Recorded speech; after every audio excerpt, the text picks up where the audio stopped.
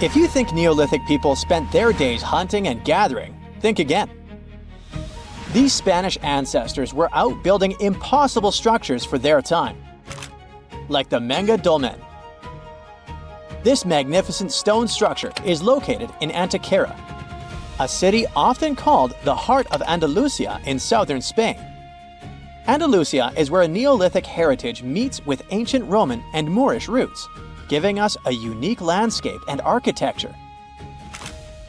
The Manga Dolmen is a 5,700-year-old monument, which means it was built when there was very little engineering technology available. It is one out of 3 megalithic structures located in Antequera. The other famous neighboring megalithic sites are the Dolmen del Romeral and the Dolmen de Vieira. But the Manga Dolmen is one of the most interesting ones since it was the first to be built, dating all the way back to approximately 3,800 BCE. Overall, it's 90 feet long, 20 feet wide, and 11 feet high. For years, researchers studied the building's structure, and this is what they found. Let's get one thing clear. Megaliths are structures made of large stones, and they're found all over the world. Most of them were built in late prehistoric Europe, and in this continent, there are over 35,000 megalithic structures. It derives from the ancient Greek words mega, which means great, and lithos, which means stone.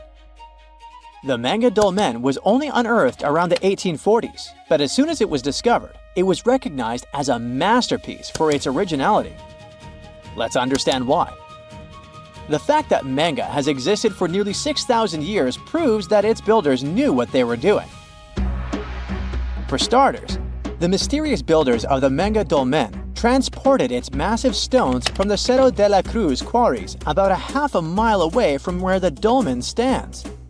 The thing is, the site has 32 absurdly massive stones. Its largest stone is nearly 5 times heavier than Stonehenge's largest stone. Together, they weigh about 1,140 tons, which is about the same as 2 jumbo transatlantic airplanes filled with luggage and passengers. The largest single stone in Manga, known as Capstone C5, weighs around 150 metric tons, which is about the same as a blue whale. Basically, these ancestral workers carried the largest stone ever moved as part of the megalithic phenomenon in Iberia, and the second largest one in France. In case you're wondering, the first place goes to a humongous monolith, weighing 330 tons. That was used to build the Great Broken Menhir in southern Brittany, France. How did they do it though? The first challenge was to carefully select the rocks that would be used to build the structure. According to experts, the builder chose calcarenites and calcarudites, which are considered soft or moderately soft rocks, probably because they would settle into each other more easily with time. Then they had to move these huge monsters. The most plausible guess is that they built a trackway to carry them, using scaffolds, ropes, and gravity itself. This way, they would minimize friction. To carry them downhill, the workers needed to have precise control of their acceleration and a precise notion of the balance point of each rock. Remember we said they used soft rocks, though. This meant they needed to be extremely careful when maneuvering them with ropes. Scientists' main guess is that they also had to build sledges on which to place the rocks. But moving the rocks wasn't their main accomplishment. You see, they designed a structure that would still be standing after centuries. And this is mainly due to the fact that Manga's builders used sophisticated techniques to protect the structure from erosion. In case you don't know, a dolmen is a type of single-chambered megalithic temple or final resting place. Most of them consist of 2 or more upright monoliths that support a large, flat, horizontal capstone or table. Most dolmens date from the late Neolithic period, and they can be found all over the world, in places such as Turkey, England, Indonesia, Spain, Brazil, and the list goes on. In the Manga Dolmen, researchers say they took extra care to waterproof the whole thing. The upright stones that make up the walls weren't placed straight up, but were actually tilted inward at around an 84 or 85 degree angle, making the whole chamber narrower at the top than the bottom, giving it a trapezoid shape. These stones also leaned sideways against each other, and this wasn't a random choice. The builders probably used some pretty advanced tools like levels and squares to make sure the angles were super precise. One researcher even said it was like building a giant Tetris puzzle where the builder had very little room to make mistakes, since the rocks were so absurdly heavy to move for adjustments. In order for the rocks to be tilted ever so slightly, the builder had to design deep foundation sockets on which to place the rocks. These sockets allowed them to have control of the millimetric positioning of the rocks, so that they would really interlock with one another. The cherry on top was literally the capstones. Once the massive capstones were added on top, the whole thing became a solid box. They carved out the inside from the bedrock beneath it, leaving the walls and roof intact. To protect the chamber, they piled a huge mound of soil over the top, kind of like wrapping the structure in a blanket.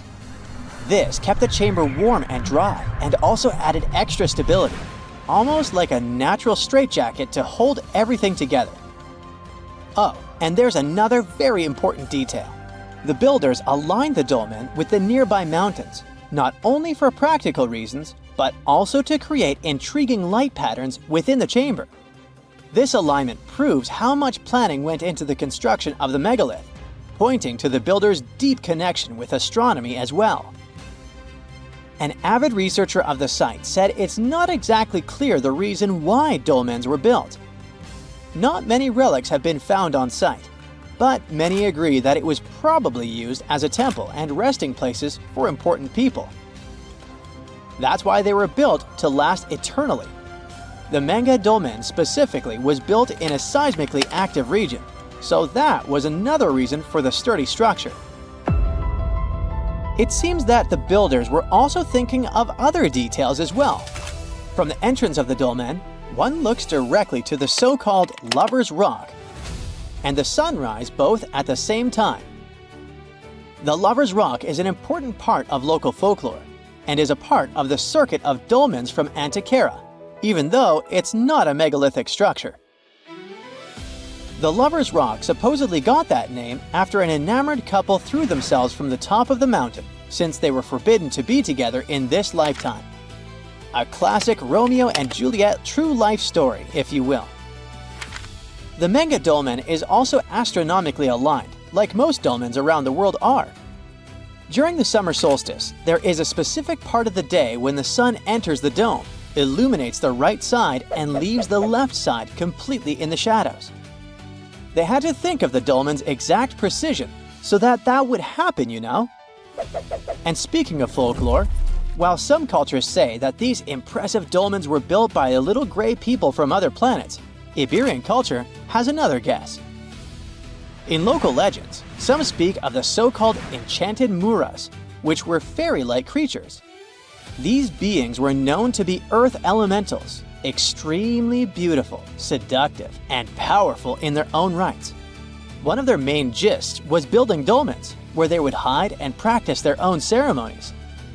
There is a lot of reference to these beings in local lore, so hey, it's worth a mention. Either way, it's no wonder UNESCO decided to name it one of its National Heritage Sites. It's a true ancient masterpiece. The Tower of London is the ultimate symbol of royal power. For nearly 1,000 years, it housed kings, queens, and the crown jewels. It served as a fortress, palace, and prison. It is one of the most studied and documented historic sites in the world. Yet, archaeologists uncovered unsettling human remains only 10 feet right under the walkway. Who were these people, and how did they stay hidden for so long? The Tower of London sits on the River Thames, in the heart of London. It's a true medieval castle with thick, well-preserved stone walls, armored gates and watchtowers like you only see in movies. It was built almost a millennium ago when William the Conqueror took control of England. He needed a fortress to lock the city down and send the message, "The new king is here, so better behave." The entire castle complex covers 18 acres, which is about the exact size of the White House grounds. It still keeps and displays the crown jewels under guard. The citadel was also a high-security prison for centuries, holding high-profile prisoners locked away. But it wasn't just a prison for humans. For centuries, the tower was a royal zoo filled with lions, elephants, and leopards. The King of Norway even sent a polar bear, which was allowed to swim in the Thames on a long leash to catch fish. One of the biggest attractions is the White Tower, a massive stone keep. Rising about 90 feet, it had been the tallest building in all of London for hundreds of years. Kings famously whitewashed the stones to make them gleam. It stood out like a blinding beacon above the dark, muddy city. Another must-see spot is the Chapel of St. Peter ad Vincula, the tower's historic church. It served as the final resting place for famous prisoners and nobles alike. It was just outside of this very chapel that archaeologists made a chilling discovery. The mystery started in 2019 when a routine check uncovered 2 burials. When archaeologists returned to dig some more in 2025, the situation grew from unexpected to, "Hey, what is going on here?" Over 20 skeletons were packed into the soil, mixed with fragments from older burials, proving this spot had been used and reused many times before. These graves span centuries, from the 1200s to the 1600s. So we're not looking at one tragedy. It seems to be a place that kept getting used again and again throughout medieval London. One situation feels like it's from a horror movie. A cluster of at least 6 people from the 1300s that looks unusually messy compared to the others. The timing lines up with the era of the Black Death in London, so this group could be plague-related. But researchers are careful with conclusions for now. On the other hand, some graves look the opposite of rushed. They look expensive. Several people were buried in coffins. In one case, the wood had rotted away completely, leaving behind a perfect shadow of a coffin stamped into the clay. The report says this coffin shadow likely held a juvenile buried in the 1200s. Then there's the chapel itself that might give us some clues. The current building is basically the newest version on this same spot. It's possible that there were 3 or 4 earlier chapels here, and the dig even exposed lost walls and an old floor surface deep down. But what else can we learn about these people? Here's where science can help. Researchers look at teeth. Your adult teeth form when you're a kid, and they lock in chemical traces from the water you drink and the food you ate. It basically creates a permanent record of where you grew up. So the team analyzed 2 specific skeletons. The first one seemed wealthier. The chemistry suggests they might have grown up in Wales and moved around a few times. They even had traces of a high-sugar diet. That was a huge luxury back then. The second person had a totally different story. Their bones showed signs of chronic stress and a much harder childhood. So these were 2 people from opposite ends of the social ladder. One rich and the other not so much. But they both ended up near each other to be discovered centuries later. Millions of people visit the Tower of London every year. They take selfies and walk the grounds, totally unaware that they might be standing on top of massive tombs. And that forces you to ask the obvious question. If a place this famous can hide ancient graveyards, what else is out there? Because the tower is definitely not the only landmark keeping secrets. In 2019, the fire at Notre Dame forced a massive rebuild. That construction forced workers to lift parts of the floor and reveal a spooky secret. Several tombs hiding 2 human-shaped lead sarcophagi, sealed like metal time capsules.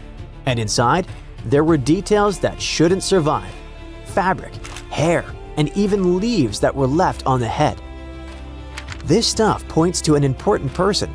It sounds unbelievable, but they managed to identify the person as Antoine de la Porte, a church official who passed away in 1710.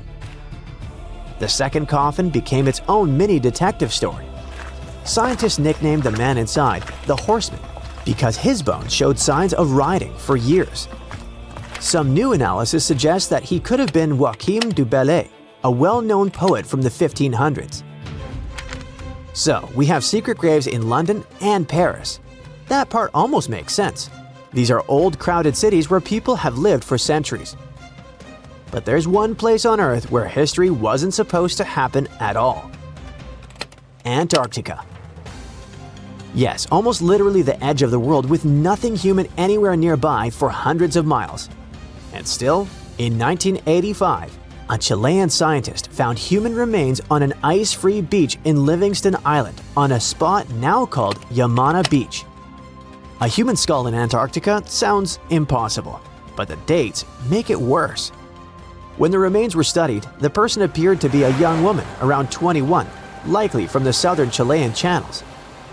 She passed away in the early sealing area, roughly 1819 to 1825. That's basically the opening minutes of humans showing up in that region. So why would a young woman end up there? One idea is that she might have come with early sealers, maybe as a guide or part of the crew. The original researcher even suggested she could have been abandoned there for unknown reasons. Plus, the spot where they found her is known to have been visited by early 19th century sealers. The pieces fit together somewhat, but no one can really pin down the story. And it gets even stranger. The first discovery in 1985 was her skull, but later researchers came back to the same area and found more human bones. In 1988 and again in 1993, they recovered 2 femurs, basically thigh bones, near the original site. The big question is obvious. Were those bones from the same person, or did more than one person pass away here? The plan was to use DNA testing to check if the femurs matched the skull. If these 3 sites prove anything, it's that new discoveries could be anywhere. But the really exciting part is daydreaming about where we could go next. We are entering a phase where technology could make history feel like time travel. Think about what we can do with the gathered data. We can already pull DNA from a tooth to find out what someone ate or where they grew up. Maybe one day we could take that biological code and use AI to completely recreate a person. Imagine a digital human that looks just like them, with the right eye color, skin texture, and even scars. Then we combine that with the environment. Laser scanning allows us to map every inch of those buried foundations. If you feed that into a physics engine, you can rebuild the walls that fell down 500 years ago. That means in our lifetime, you might not just visit the Tower of London to see it as it is right now. You could strap on a headset and step inside the chapel as it looked in 1348, being face to face with history, just without the bad smells or the risk of catching the plague. Archaeologists just found the remains of a lost city from thousands of years ago, hiding in southeastern Europe. They were sure that it was nothing more than an old defense outpost, but new digs are changing that big time. They now believe the site might actually be the lost capital of an ancient kingdom of Lynkestis that has to do with Alexander the Great, the man who changed history. The ruins are near a small village called Cernobuki in North Macedonia. You can find mentions of them from 1966, but nobody really dug into them until about 15 years ago. At first, they found just a few ruins and thought it was a guard post used to spot Romans coming from the west. But now, a team of scientists went back with high-tech equipment and found proof this place wasn't just a tiny outpost. Researchers managed to look under the ground and found that the Acropolis the ruins sit on, which is a flat hilltop, has enough rooms and infrastructure to host a full-on city inside the fortress walls. It covers about 2.8 hectares and around 10,000 people lived here at its peak. Researchers also found a textile workshop and plenty of artifacts, including a coin from the time of Alexander the Great and with his image, axes, game pieces, and an oil lamp, and even a small ceramic with a heart motif. One of the coolest finds is a reusable clay theater ticket, which was unique to North Macedonia. This means there was also most likely a theater here, and it could be in one of the large buildings. Experts used to think that the city was from the time of King Philip V, but now, thanks to the coin and especially the ancient tools and broken pottery that were found, they believe people might have lived there during the Bronze Age. Lynkestis and the rest of Upper Macedonia had some pretty intense weather with freezing, rainy winters, and super hot summers. Life there wasn't easy, and most of the time, it was all about surviving. The people who lived in the area were mostly nomadic herders, and they had to move around depending on the season. They traveled with their flocks of cattle, goats, and sheep, always looking for the best pasture lands. Back then, Macedonia was kind of like the outsider of the Greek world. It was part Greek, but powerful city-states like Athens and Sparta didn't really accept it. Thanks to this position on the edge, Macedonia had the chance to mix Greek traditions with local culture. Eventually, they took over and changed the whole ancient world under kings like Philip II and Alexander the Great. The new discoveries at Cernabuki show us how connected and powerful ancient Macedonia really was, especially since the city sat along trade routes to Constantinople. Big historical figures like Octavian and Agrippa might have passed through the area on their way to clash with Cleopatra and Mark Antony. The place could also be the lost capital of the ancient kingdom of Lynkestis or Lyncus. Some experts think that a major city in Upper Macedonia could be where Queen Eurydice was born. That powerful lady gave birth to Philip II of Macedon, who took over Lynkestis in the 4th century BCE. The kingdom of Macedon became independent, and thanks to it, the son of Philip II, Alexander the Great, later became the king of the Macedonian Empire. That man totally lived up to his name. In just 13 years, he created one of the biggest empires in history, stretching from Greece all the way to Egypt and India. And he managed to do all that before passing away at just 32 years old. Researchers plan to dig deeper into this important site to learn more about the early civilizations of Europe. This incredible discovery was possible thanks to LiDAR. This remote sensing tool helps map things like how tall plants are, how thick forests are, and other details across big areas. LiDAR is an active system, meaning it creates its own energy, in this case light, to scan the ground. A laser fires super fast pulses of light that shoot down to the ground and bounce off things like buildings and tree branches. The LiDAR sensor then catches the reflected light and records it. The system measures how long it takes for the light to go from the laser to the ground and back. This is called the two-way travel time. That time helps figure out the distance the light traveled. Then, using that distance, the system can figure out the exact elevation of different spots. Scientists recently found another lost city using the same technology. This one, called Giangola, was hiding beneath the dense jungles of Mexico for 600 years. All this time, researchers believed there was just an abandoned fortress there.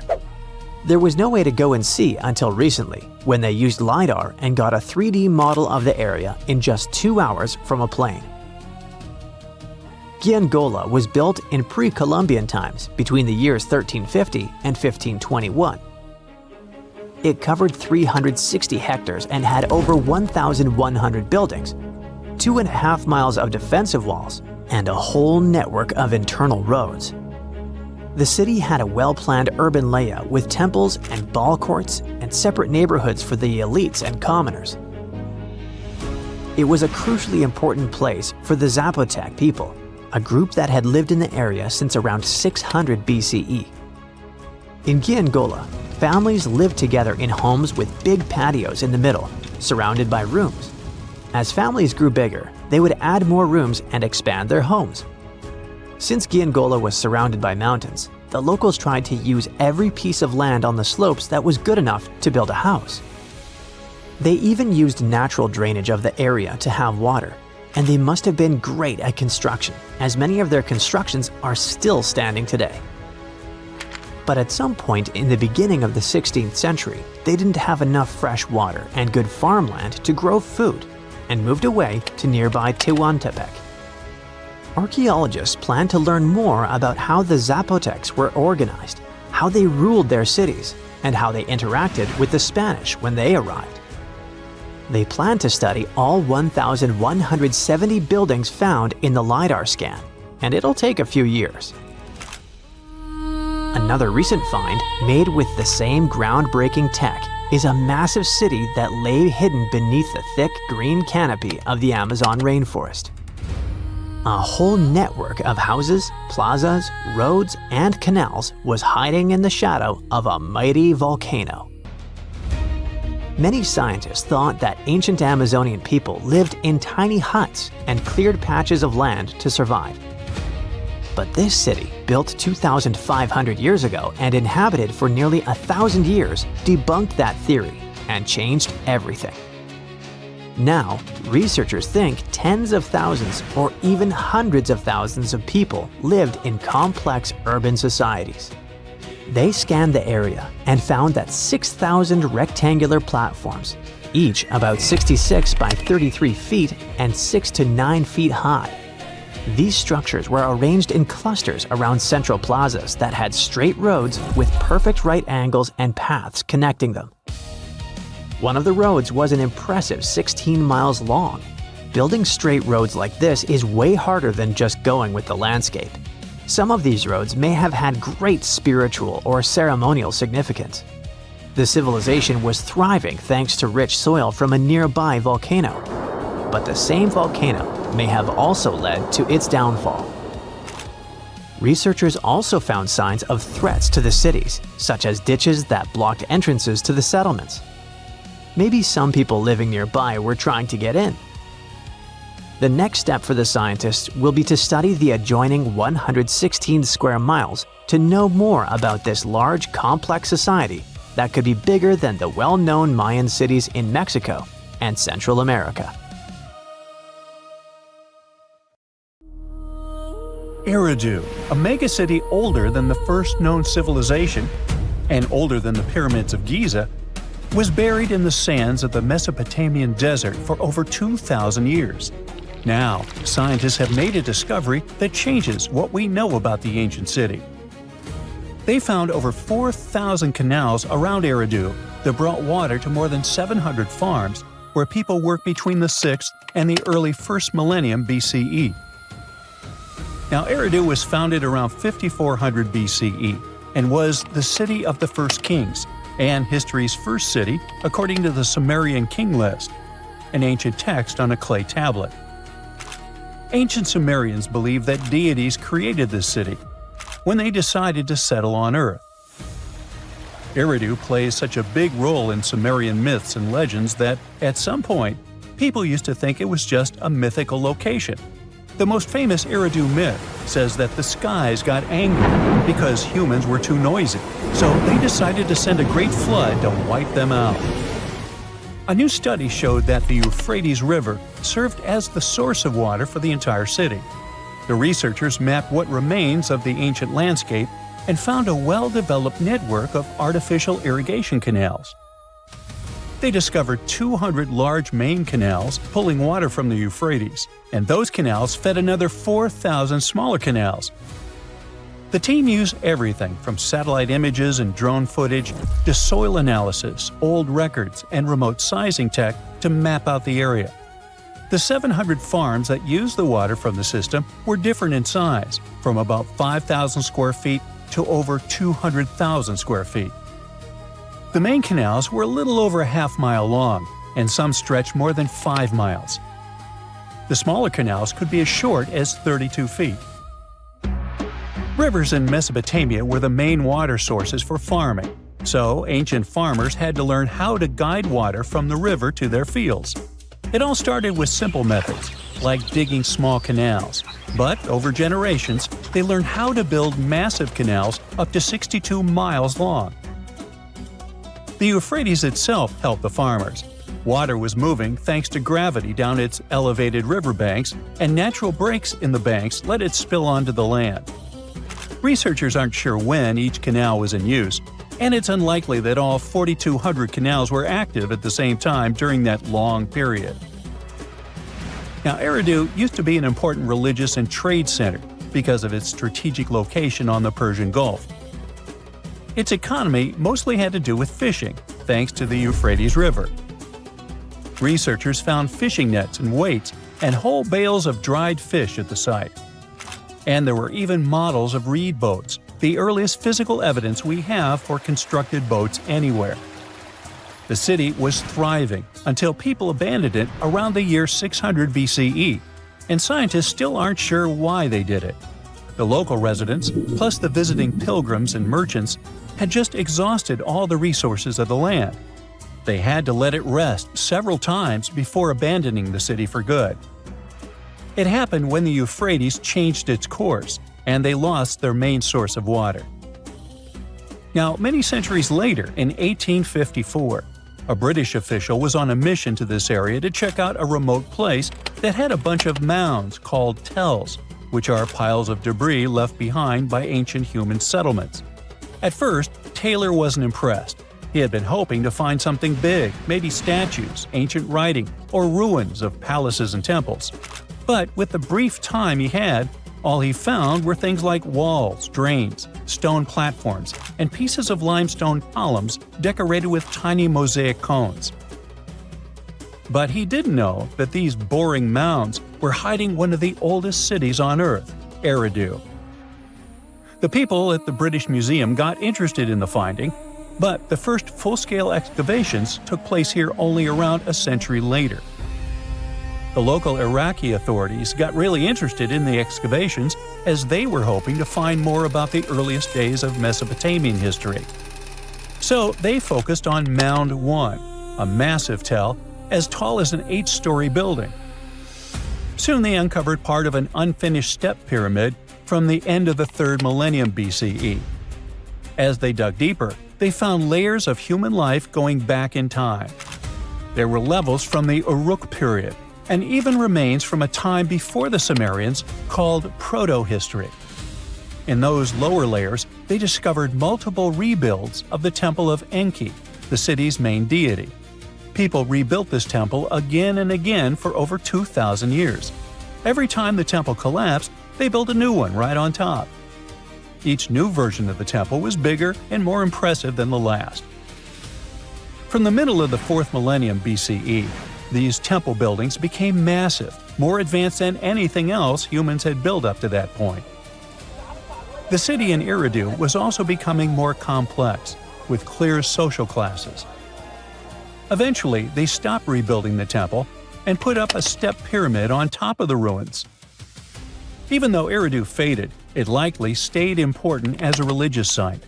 Archaeologists found pottery from the 2nd and 1st centuries BCE during excavations, although there were no signs of houses. The Sumerians were an innovative civilization, as you can tell. By 1500 BCE, they invented the cedar plow, a tool that let farmers plow and plant seeds at the same time, using animals like oxen to pull it. This gear even came with instructions. The Sumerian Farmer's Almanac gave farmers advice on how to grow more crops with proper tilling and irrigation. These smart farming tricks helped feed more people, which led to larger cities, an organized ruling system, and more focus on religion. And as their cities expanded, so did their work in writing, math, and spiritual life. 5,000 years ago, the Sumerians had already produced cuneiform, one of the first writing systems in history. So another recent find from the same part of the world proves that bureaucracy existed already 4,000 years ago.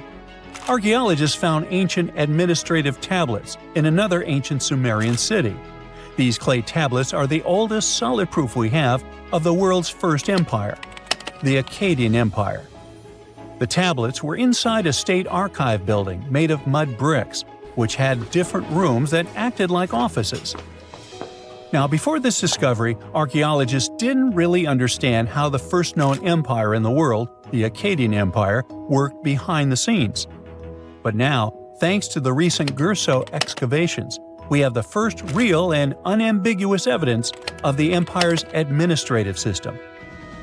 They tracked everything – deliveries, spending, and inventory, from fish to sheep to grains, fabric, and even gems. The tablets also include population records, with names and jobs of men, women, and kids, an ancient version of a census. From these records, scientists found out that women played a key role in Akkadian society. Some women had powerful positions, like high priestesses. The tablets also show a wide range of jobs, from skilled workers like stonecutters to people with simpler roles like temple floor sweepers. Some even included building blueprints, field layouts, and canal maps, proving that the empire had serious organization and planning. Eventually, the city rebelled and gained its independence, and the Akkadian Empire's 150-year rule ended. Now, researchers are carefully cleaning and translating the tablets to fully understand what they say. These new finds will replace older, incomplete ideas about the empire and give us a way more accurate picture of how Akkadian power and the ruling system actually worked. Egypt has ruled as the owner of the world's oldest pyramid, until now. A newly discovered structure in Indonesia may predate Egypt by thousands of years. If this is true, it rewrites history. The world's first pyramid was born during the last ice age, and it's now located in the middle of the jungle. At first glance, Gunung Padang does not exactly scream pyramid. It looks more like a big mound with scattered stones tossed all over it. But recent excavations have revealed that far beneath the surface, there are stone structures buried in multiple layers, deeper and much older than anyone expected. We're talking possibly 27,000 years old. This is serious if we're talking about humankind's history. Today, the oldest known ancient society with this kind of building knowledge is probably 11,000 years old and used to occupy the region of modern-day Turkey. We've talked about Göbekli Tepe in some of our previous videos. Gunung Padang has got the scientific community divided and raising big, life-changing questions. You see, the site of Gunung Padang has long been considered sacred by the locals. Many even call it the Mountain of Enlightenment, and still use the site to perform mystical ceremonies. Westerners had no clue this place existed until the late 1800s. That's when a Dutch explorer heard whispers about a strange mountain and went to see it for himself. Just 4 hours south of Jakarta, he found something wild. Stacked terraces connected by rough stone steps, massive flat stones covering the ground, and towering pillars everywhere. To him, it looked like an ancient ceremonial site, maybe even a burial ground. For almost 100 years, mainstream archaeologists simply ignored Gunung Padang. The story resurfaced when a group of farmers brought attention back to the mountain in 1979. By the 80s, researchers finally started digging and found pottery fragments dating back to somewhere between 45 BCE to 22 CE. But here's where this story gets interesting. Some studies suggest the deepest layers of Gunung Padang are between 16 to 27,000 years old. That means this pyramid could have been built during the last ice age. And if that's true, it's older than Egypt's famous pyramids, the ones we thought were the world's first. This whole theory comes from geologist Danny Hillman. His team used ground-penetrating radar, core drilling, and carbon dating to study Gunung Padang, and what they found was pretty wild. According to Hillman, this place is like a giant ancient layer cake, built in stages over thousands of years. The youngest layer is around 3,000 to 4,000 years old. That's roughly the age of the pyramids in Egypt. When you dig a little deeper, you find Unit 2, which was built between 7,500 and 8,000 years ago. But here's where things get truly mind-blowing. Hillman claims the deepest layer, Unit 3, could be as old as 27,000 years old. His study suggests that Gunung Padang isn't just a hill, It's a stepped pyramid, complete with chambers and hollow spaces hidden underground. Although there's not much info about these chambers. The geologist does admit his theory sounds crazy, but he says it's all real and legitimate data. Hey, this is just one theory. Those who disagree with Hillman say Gunung Padang was not man-made. It was nature-made. Maybe not the upper parts, which Hillman calls Unit 1. The lowest units, which are the units that could change our collective history, are the problem. To understand what the fuss is about, we need to look at the soil. The area that Gunung Padang was built on is filled with volcanoes, which means it sits on top of volcanic soil. Hillman's team drilled into the mound and found something odd. Younger soil wedged between much older rock layers.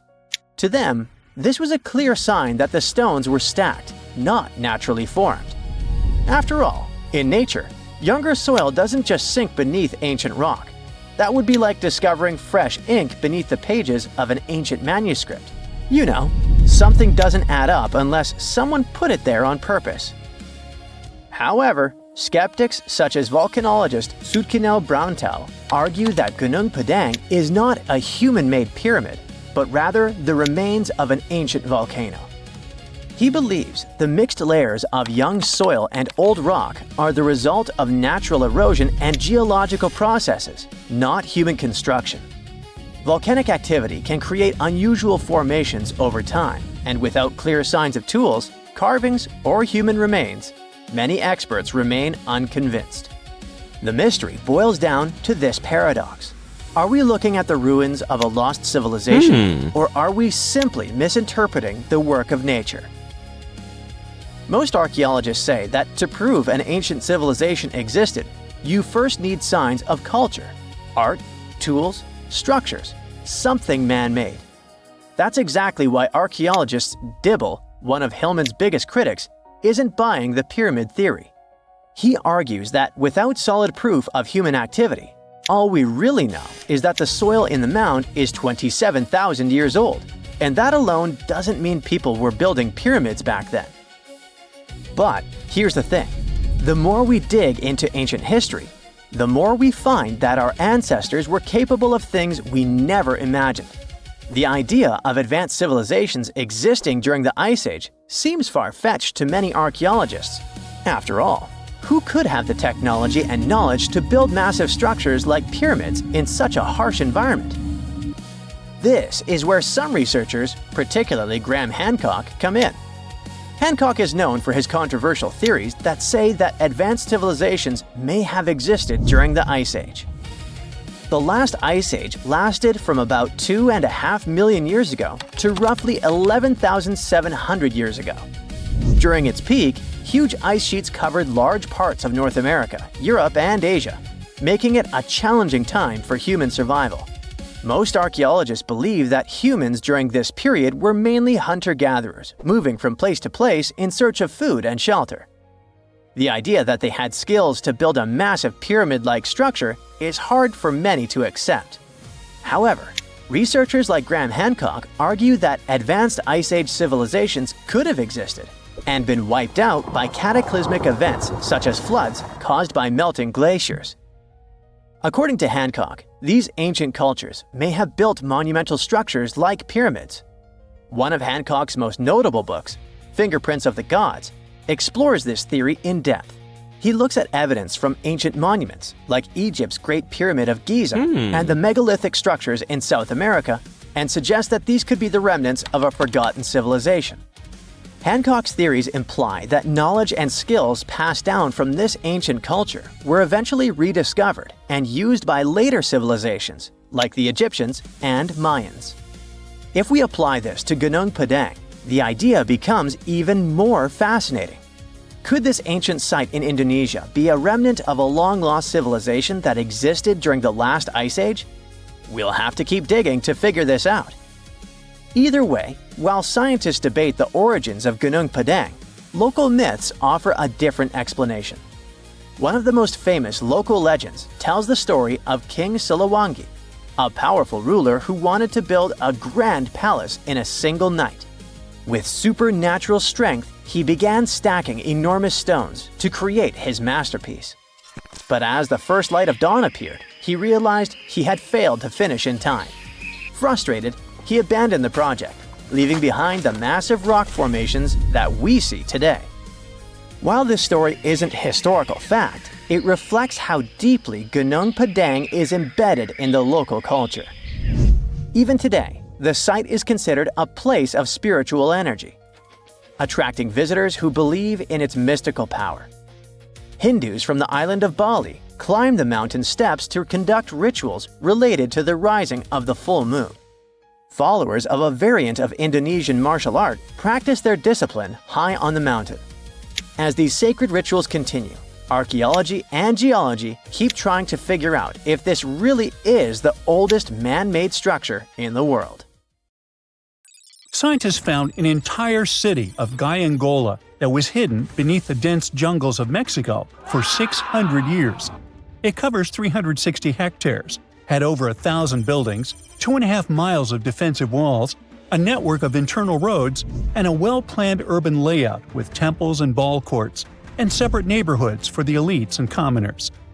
For centuries, people believed there was just an abandoned fortress there, based on stories passed on from generation to generation. Until recently, there was no way to see how truly huge it was without spending years on the ground. But thanks to the new technology, a remote sensing tool called LiDAR, they got a 3D model of the area in just 2 hours from a plane. Gayengula was built between the years 1350 and 1521. It was a crucially important place for the Zapotec people, a group that had lived in the area since around 700 BCE. In Gayengula, families lived together in homes with big patios in the middle, surrounded by rooms. When families got bigger, they built more rooms and made their homes larger. The study found that both the leaders and regular people worked together to make the city better. Because Gayengula was surrounded by mountains, they used this land wisely and built their houses in a way that fit the slopes and let rainwater flow naturally. This helped keep their homes safe and strong. They were built so well that many of these buildings are still standing, even after hundreds of years. There are 2 pyramids in the center of the city.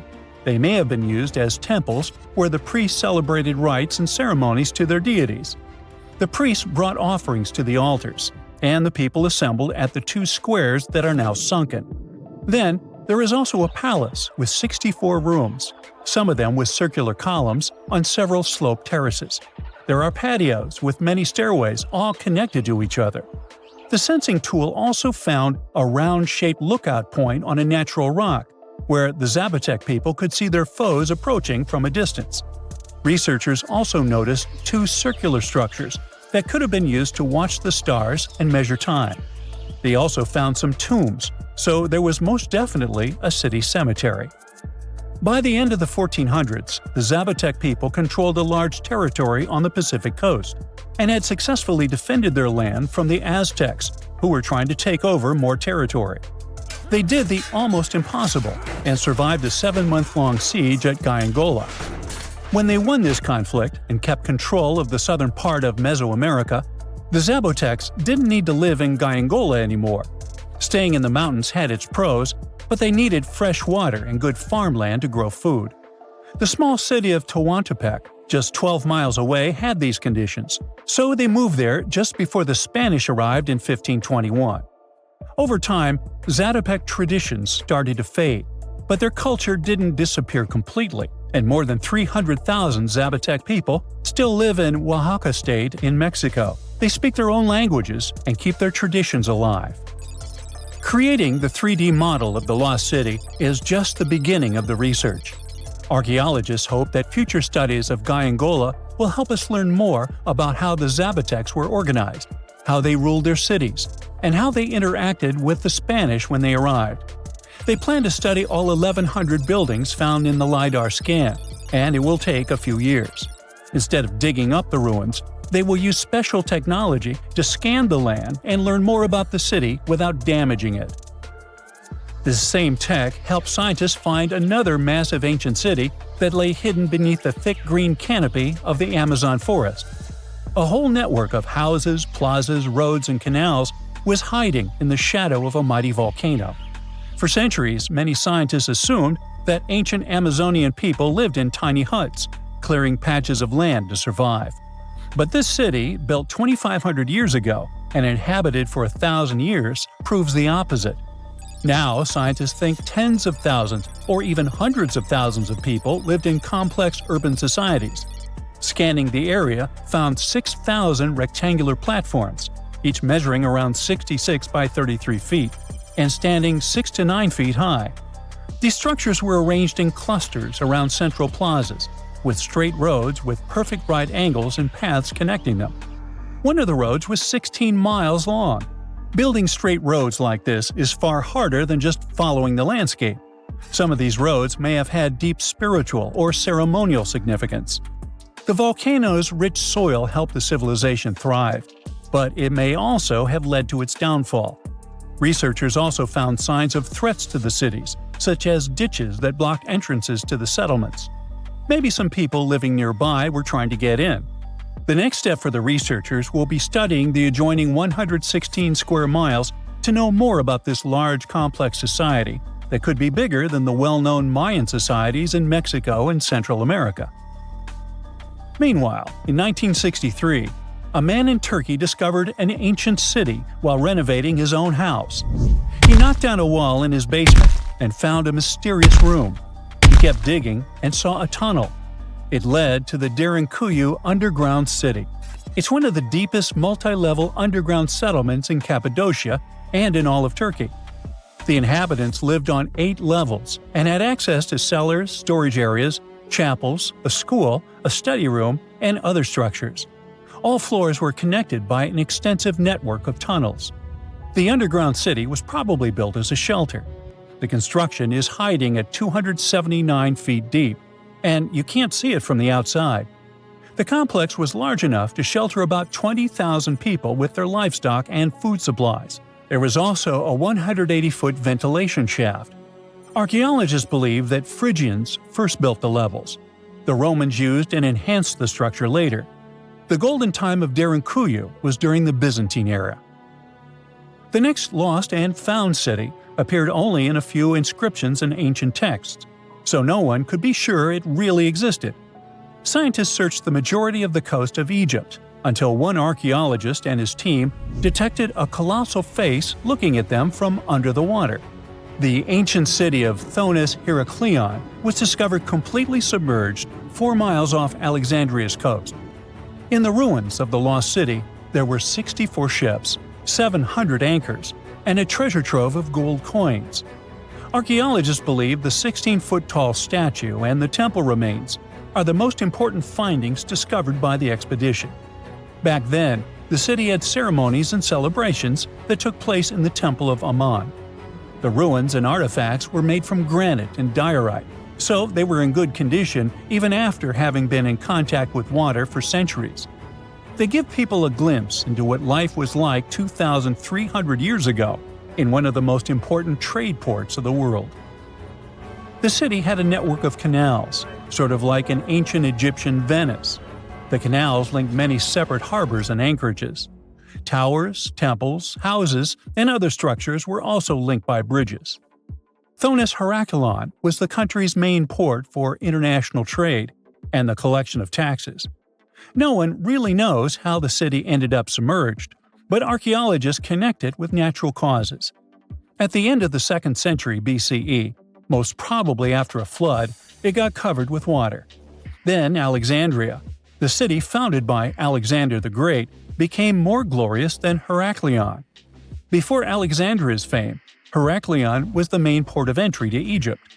So after the tragedy, many ships heading for Heraklion had to change their route and go to Alexandria.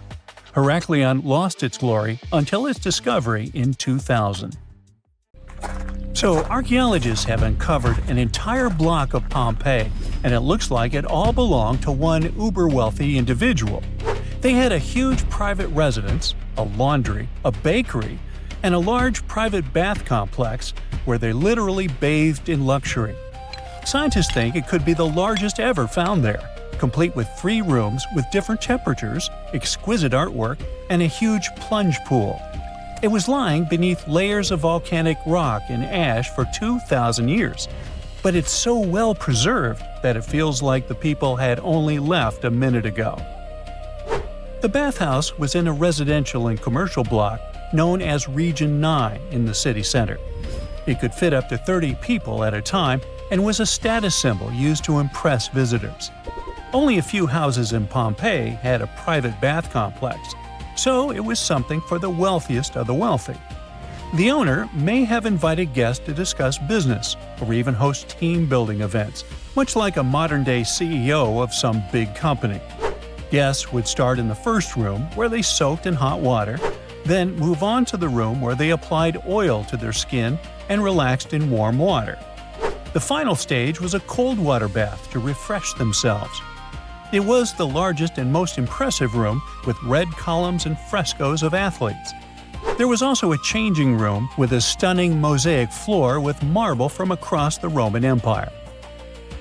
The complex also had a smaller space, painted in pale blue, most likely an ancient Roman shrine used for ritual activities and to conserve sacred objects.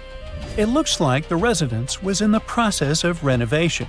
There were tools and building materials in the blue room, like oyster shells on the floor that were supposed to end up on the walls. Another recent discovery from the complex is a large banquet hall with some of the finest frescoes found among the ruins. The bathhouse connected to it, and the guests would enjoy lavish feasts here.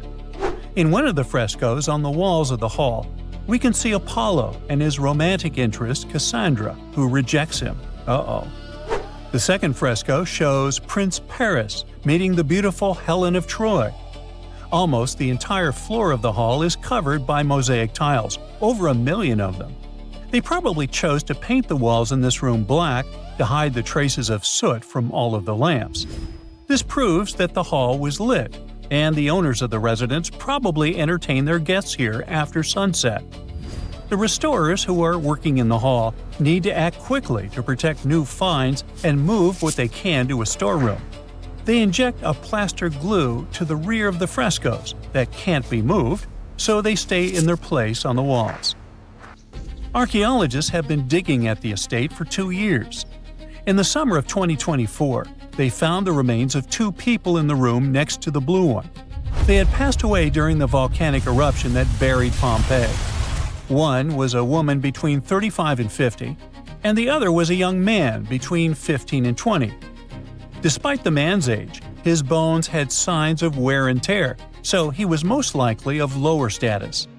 The woman's bones and teeth were in excellent condition, so she must have been higher up in society, probably the wife of the owner of the house.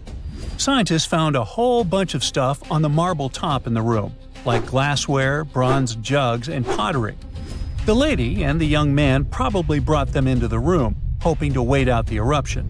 The guy had some keys near him, and the lady had gold and silver coins and jewelry.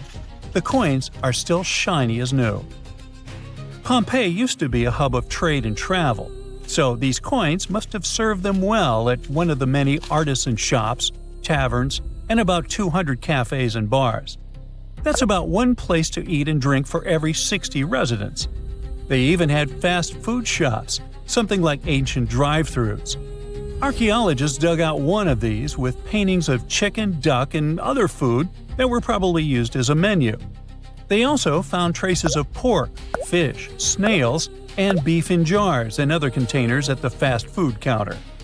The food was mostly to-go and sold in large jars. There were also some back rooms for sit-down eating and drinking. You would only see the residents with a low income at one of such places, as they didn't have kitchens in their homes and relied on cafe food. The wealthy had kitchens in their residences, but they were small, poorly lit rooms, usually tucked away at the back of the house. Most of the time, the only thing inside was a big brick hearth. Some richer families had a small oven built into the corner, kind of like a pizza oven.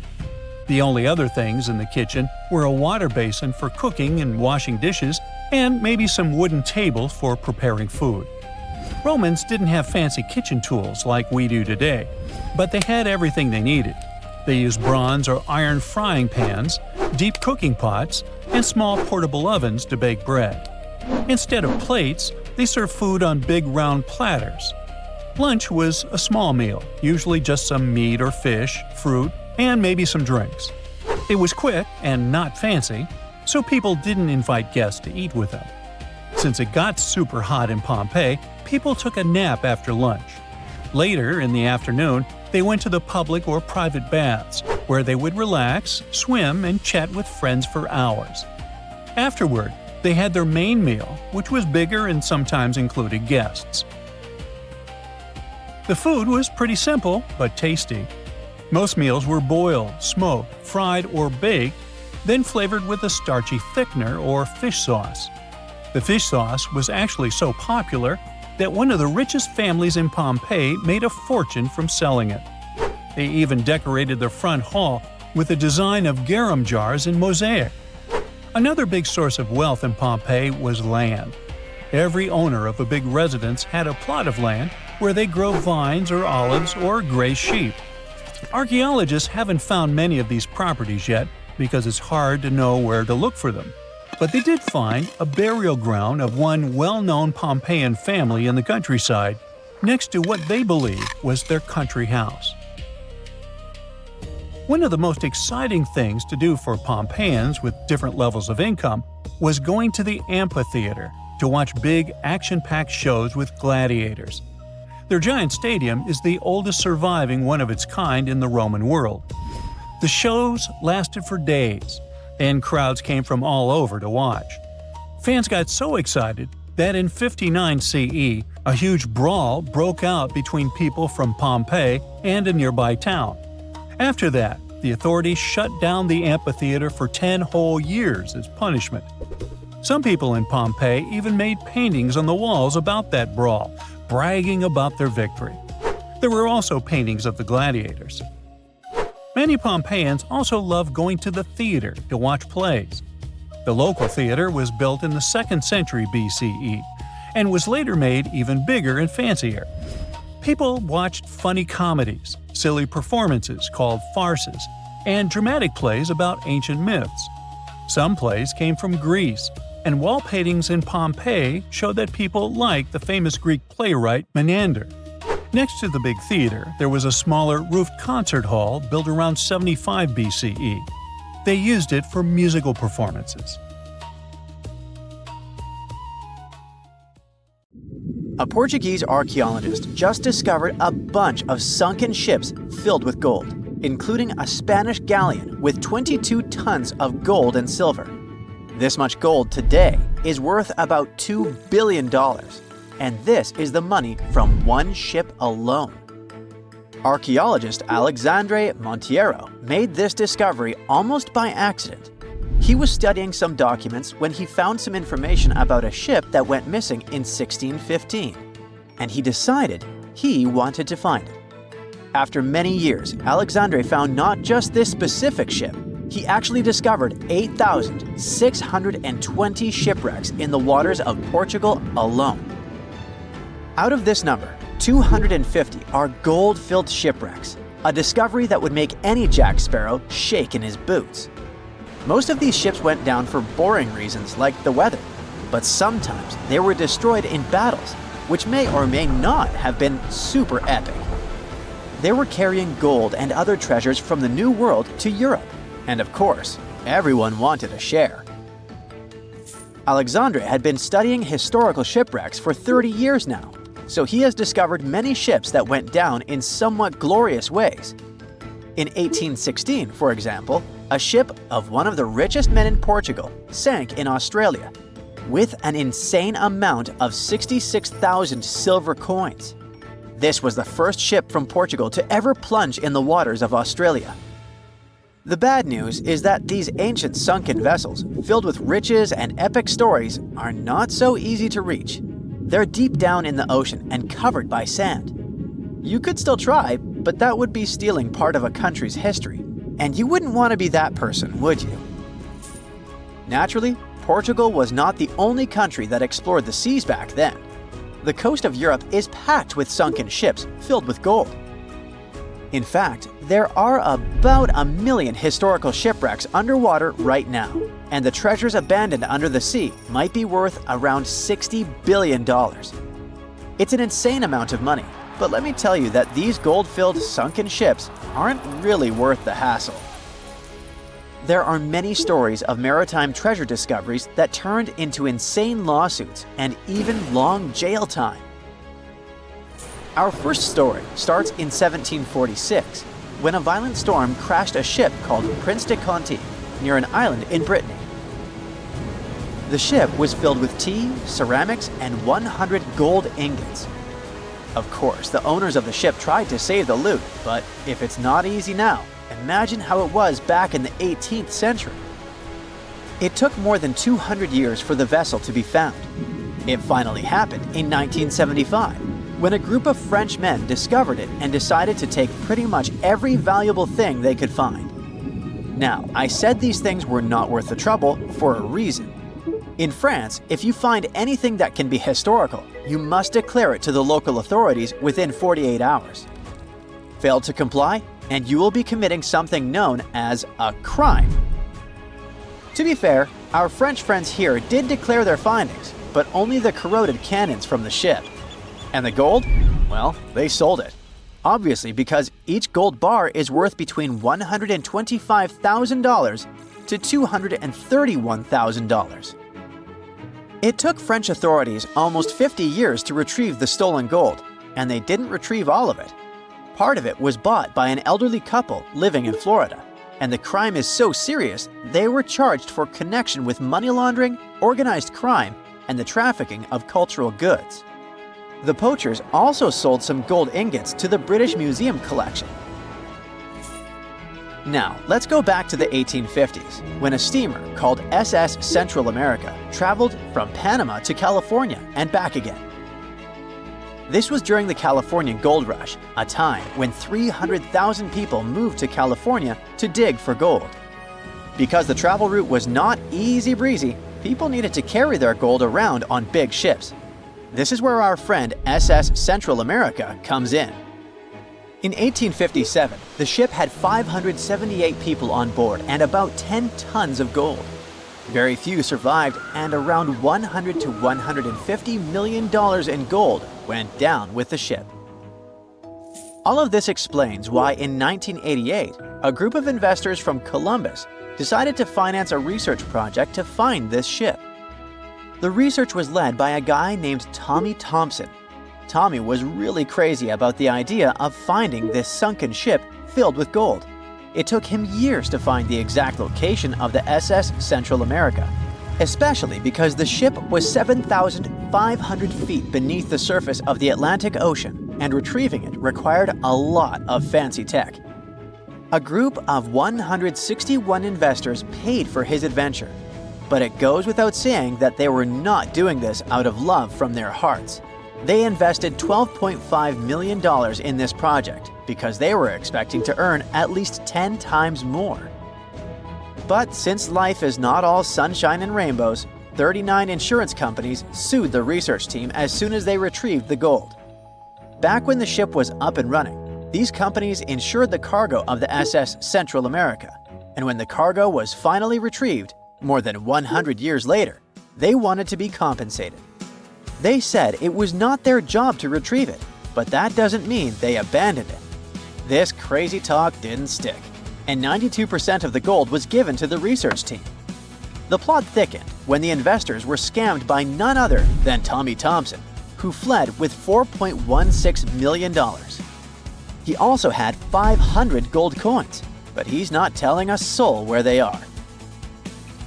Nonsense like this is the reason why most countries have rules to protect cultural properties. And yes, sometimes shipwrecks can be a cultural property.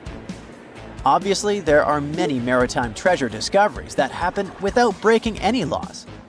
The SS City of Cairo, for example, was a steamship that submerged in 1929 with 2,000 boxes of silver coins weighing 122 tons.